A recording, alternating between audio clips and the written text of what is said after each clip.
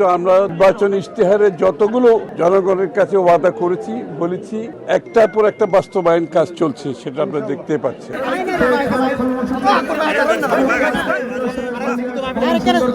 অর্থ পরিকল্পনা মন্ত্রী আমির খসরু মাহমুদ চৌধুরী হয়ে বিএনপি নির্বাচনের সময় জনগণের হাতে যেসব ওয়াদা গিয়ে তা একের পর এক বাস্তবায়ন করেন। সোমবার দুইজে চট্টগ্রামের মিরেশ্বরাইয়ের বামন সুন্দর এলাকাত হাল পুনর্করণ কর্মসূচির উদ্বোধন শেষে সাংবাদিকরে তিনি এসব কথা হয়। আপনারা জানেন বাংলাদেশ জাতীয়তাবাদী দলের নির্বাচনী যে ইশতেহার, সেই ইশতেহারে খাল খনন একটি বিশাল কর্মযজ্ঞ এবং কর্মসূচির প্রস্তাব আছে। সমস্ত বাংলাদেশে 20,000 কিলোমিটার খাল খনন করা হবে, 20,000 কিলোমিটার, এবং আগামী 6 মাসের মধ্যে 1200 কিলোমিটার আমাদেরকে সম্পন্ন করতে হবে। ক্রমান্বয়ে আমরা 20,000 কিলোমিটার ইনশাল্লাহ খাল খনন সম্পাদন করতে পারবো।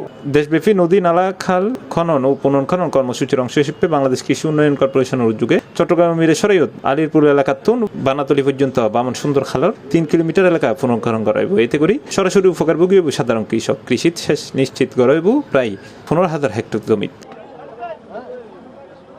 উদ্বোধন শেষে মিরেশ্বরাই মালিয়া উচ্চ বিদ্যালয় মাঠত আয়োজিত সুধী সমাবেশে প্রধান অতিথির বক্তব্য রেখে অর্থমন্ত্রী আমির খসরু মাহমুদ চৌধুরী মন্দিরে যারা আছে পুরোহিত, আমাদের আলেম ওলামা যারা আছে, তাদেরও কিন্তু সংসার চলে না, তারা কিন্তু সমাজের উপর খুবই বেশি নির্ভরশীল।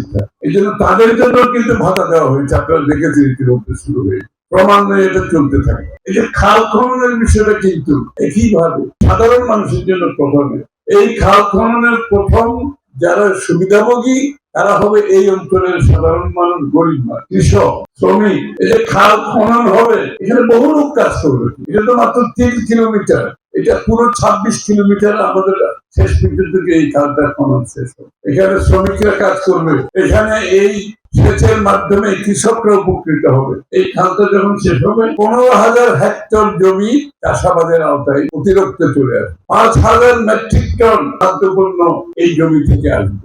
বিশাল ব্যাপার। জেলা প্রশাসক জাহিদুল ইসলাম মিয়ার সভাপতিত্বে এই সমাবেশে বিশেষ অতিথি হিসেবে আরো উপস্থিত আছেন ভূমি ও পার্বত্য চট্টগ্রাম বিষয়ক মন্ত্রণালয়ের প্রতিমন্ত্রী মীর মোহাম্মদ হেলালুদ্দিন, মিরেশ্বরাই সংসদ সদস্য মোহাম্মদ নুরুল আমিন। এছাড়াও এতে উপস্থিত আছেন চট্টগ্রাম বিভাগীয় কমিশনার ডক্টর মোহাম্মদ জিয়াউদ্দিন, কৃষি উন্নয়ন কর্পোরেশনের প্রধান প্রকৌশলী মোহাম্মদ বদিউল আলম সরকার, চট্টগ্রাম জেলা পুলিশ সুপার মোহাম্মদ নাজির আহমেদ খান সহ প্রশাসনের ঊর্ধ্বতন কর্মকর্তা। C+ TV Chittagong.